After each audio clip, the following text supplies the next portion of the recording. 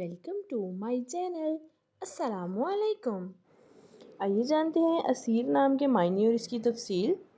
ہمارا آج کا بیبیز بوائز نیم ہے اسیر۔ اسیر کے انگلش میں سپیلز ہیں ASEER اسیر۔